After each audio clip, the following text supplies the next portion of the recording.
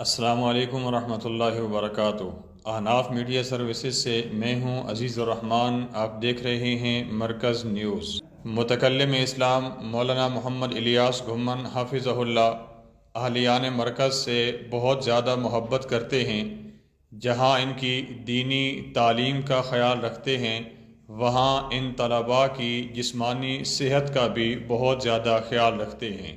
مرکز اہل سنت والجماعت میں تعلیم حاصل کرنے والے طلباء کو حضرت الشیخ حافظہ اللہ کی جانب سے 2 وسیع گراؤنڈ کھیلنے کے لیے دیے گئے ہیں، جس میں طلباء کرام عصر کی نماز کے بعد اساتذہ کرام کی نگرانی میں مختلف کھیل کھیلتے ہیں۔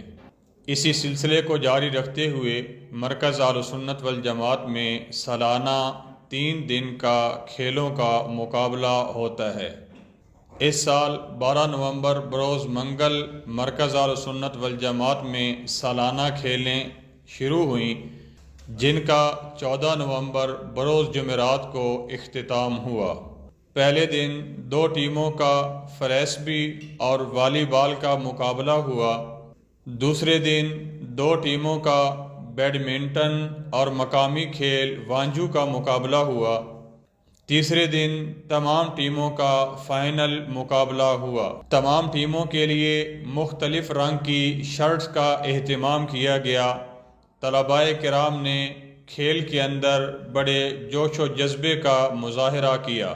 14 نومبر بروز جمعرات کھیلوں کی اختتامی تقریب کا انعقاد کیا گیا، جس میں مرکز اہل سنت والجماعت کے اساتذہ کرام نے کھیلوں میں حصہ لینے والی ٹیم کے کپتان کو انعامات سے نوازا۔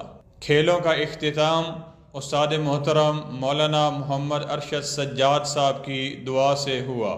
حضرت الشیخ متکلم اسلام مولانا محمد الیاس گھمن حافظہ اللہ کی جانب سے 3 دن کھیلوں کے ان میں طلباء کرام کے لیے اکرام اور دعوت کا اہتمام کیا جاتا رہا۔